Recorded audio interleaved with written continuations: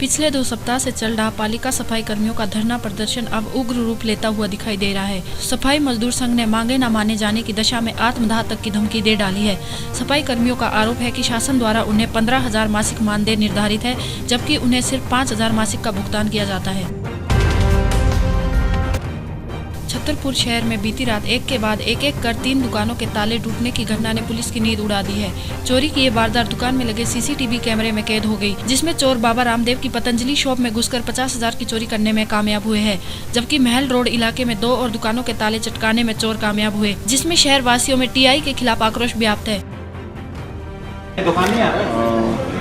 अपने मार्केट में कोतवाली थाना क्षेत्र में शटर उचका करके चोरी की घटनाएं घटित हुई हैं, जिसमें 2 स्थानों पर शटर उचकाकर कि चोर अंदर घुसे हैं और कैश काउंटर पे गए हैं और वहाँ से कुछ कैश निकाला है। करीब 20 से 25 हज़ार एक दुकान का पता चला है और करीब 15-16 हज़ार एक दुकान का पता चला। इसके अलावा 1-2 दुकानों में और प्रयास भी किए हैं जहाँ वो सफल नहीं हो पाए।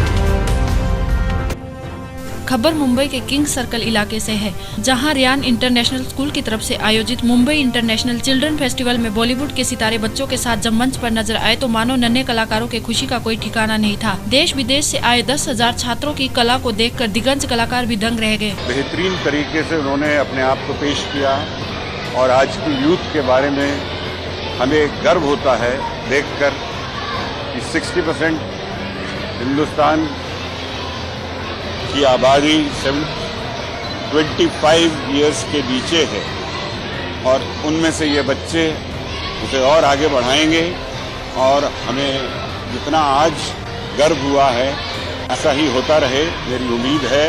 मुझे ऐसा लग रहा है कि इसमें बहुत ही एनर्जी है, इसमें इंस्पिरेशन है और हम जैसे लोगों के लिए एक फीलिंग है कि हमारे देश का भविष्य और विश्व का भविष्य भी इन बच्चों के हाथ में सिक्योर है।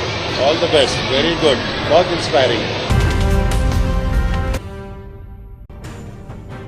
बुलंदशहर में आज समाजवादी पार्टी के नवनिर्वाचित जिला पंचायत अध्यक्ष हरेंद्र यादव का शपथ ग्रहण समारोह का भव्य आयोजन किया गया। ये शपथ ग्रहण इसलिए भी खास था क्योंकि चुनाव के दौरान सपा में खेमेबाजी भी जमकर सामने आई थी।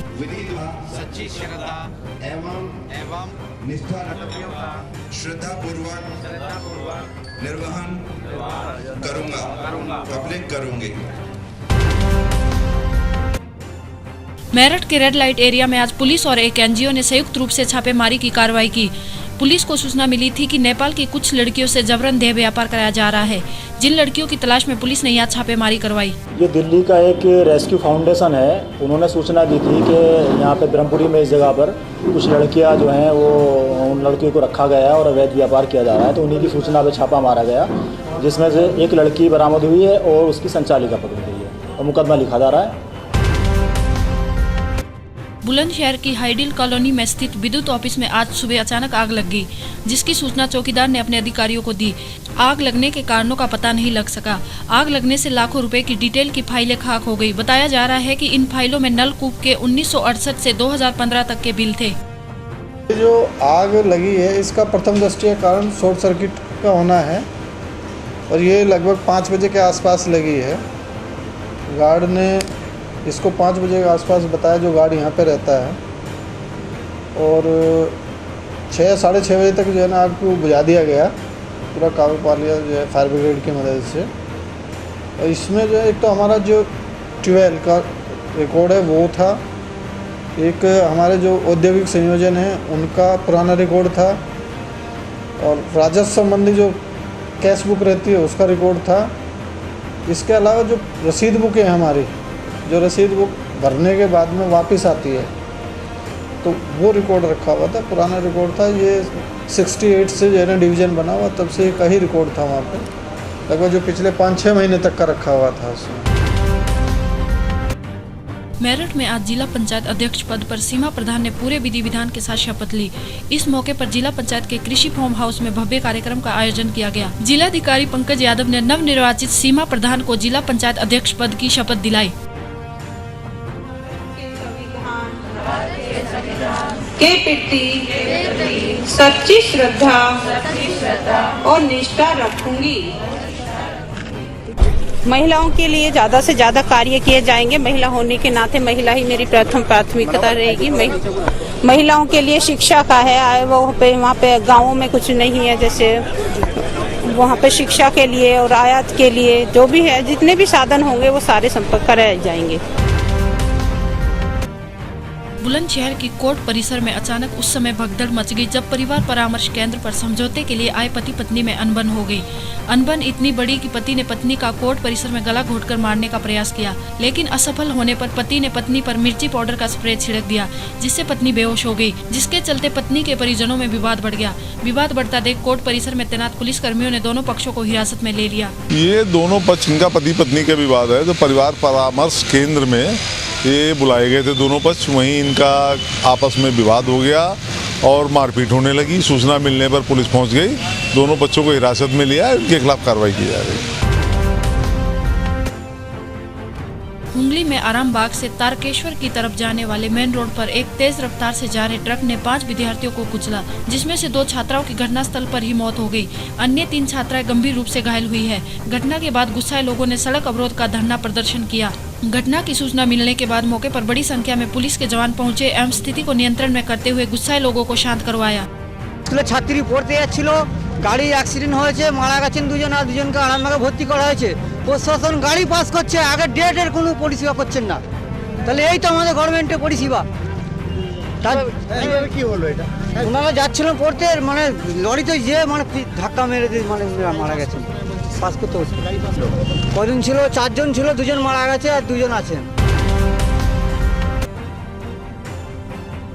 मोगरा थाना अंतर्गत बांसवेरिया स्थित विद्या विहार स्कूल के गुस्साए सैकड़ों अभिभावकों ने स्कूल को उच्च स्तरीय मान्यता प्राप्त किए जाने की मांग को लेकर घंटों तक बांसवेरिया मोगरा रोड पर पथ अवरोध किया, जिसके कारण यातायात व्यवस्था पूरी तरह से चरमरा गई। इस पथ अवरोध का खामियाजा एम्बुलेंस में बीमार पड़े मरीजों को भी भुगतना पड़ा। सड़कों पर बड़ी संख्या में वाहनों की कतार लग गई।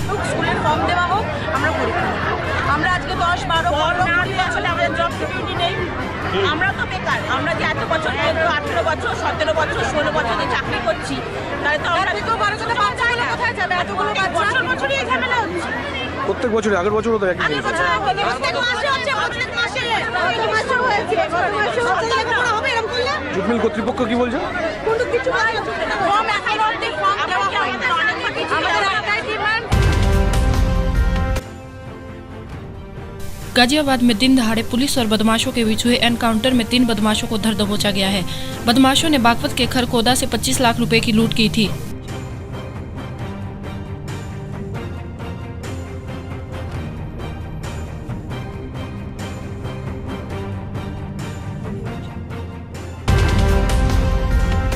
प्रभात फेरी से एसएचओ साहब की नींद क्या टूटी। प्रभात फेरी के कीर्तन का पूरा सामान थाने में लाकर बंद कर दिया।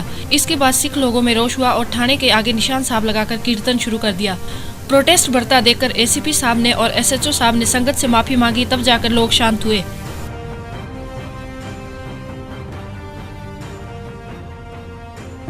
क्योंकि रोज की तरह जो है यहाँ प्रभात फेरी, क्योंकि यहाँ सिख समुदाय काफ़ी तादाद में रहता है, और उसके अलावा एक बहुत अच्छी बात यहाँ क्या है कि यहाँ हिंदू और सिख दोनों में आपसी बड़ा प्रेम और बड़ा भाईचारा है, और दोनों सब मिल के निकालते हैं।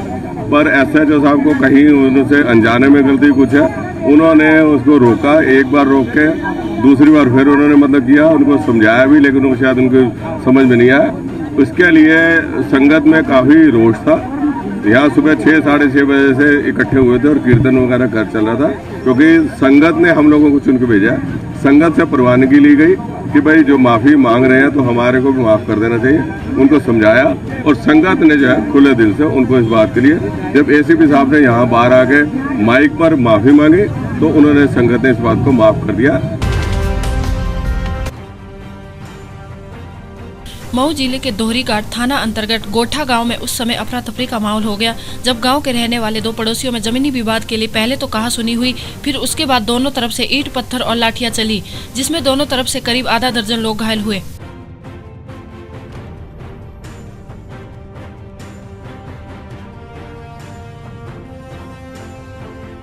हमारे यहाँ जमीन के विवाद को लेकर विवाद हो गया था, पड़ोसी हैं तो मतलब विवाद बढ़ते बढ़ते इतना बढ़ गया, लोग मारपीट हो गया, मारपीट में हुआ क्या है कि जो हमारे बड़े पिताजी को लोग बड़की माँ घसीट के गिरा दिए, हम लोग बचाने में जुटे, अब कुछ लोग छुड़ाने में जुटे, उतने में हम लोग पिटा गए बहुत ज़्यादा, इतनी बुरी तरीके से मारे हैं। किस चीज़ से मारे थे लोग? अरे हॉकी था, स्टम्प था, और ये था बांस था, ईंटा था, वहाँ पे सामने घर है उनका, यहाँ ईंट गिरा है घर बनवाने के लिए, खड़ा खड़ा ईंटा से मारा गया है। पुलिस क्या कार्रवाई कर रही है? पुलिस की कार्रवाई तो अभी तक कुछ नहीं है। फैजाबाद में एक चोर ने चौक बनाने वाली फैक्ट्री से चौक की डाई चोरी कर ली। फैक्ट्री में लगे सीसीटीवी कैमरे में चोरी करते चोर कैद हो गया। चोर ने लाखों की डाई पर हाथ फेर दिया। एक कोई शख्स आया जो है वो पीछे हमारे बाउंड्री वाल थी, उसी बाउंड्री वाल से उतर के नीचे आया जो है, और आने के बाद जो है उसने अंदर कैंपस में आया। कैंपस में अंदर आने के बाद हमारे एक जंगला लगा हुआ था, वहीं मेरी चाक बनाने की डाई रखी हुई थी, हमारा चाक बनाने का कार्य होता है। तो उस डाई को लेने के लिए उसने क्या किया कि उसको तोड़ने लगा, जंगले को हिलाने डुलाने के बाद जो है करीब 45 मिनट तक वो उसको करने के बाद उसको निकालने में मतलब जो है निकाल पाया वो, और निकाल के ही बैक रास्ते से ही जो है पीछे से वापस चला गया वो। डाई कीमत करीब 40 से 45 हज़ार रुपये करीब कीमत है उसकी डाई की। इसका प्रार्थना पर एक तहरीर हमने जो है थाना कैंट में दे दिया था। क्या कहा? हाँ, उन्होंने कहा कि ये इसका एविडेंस मिल गया हुआ है, उसकी फ़ोटो आ गई है और इस पर हम लोग जल्दी कार्रवाई करेंगे, देखते हैं जो है कार्रवाई की जाएगी इस पर जो है। हदगांव तहसील स्थित चाबरा गांव में घटी आश्रमशाला में पढ़ने वाली एक छात्रा के साथ दुष्कर्म करने के आरोप में 2 शिक्षकों के खिलाफ मंडाठा पुलिस थाने में कल मामला दर्ज किया गया।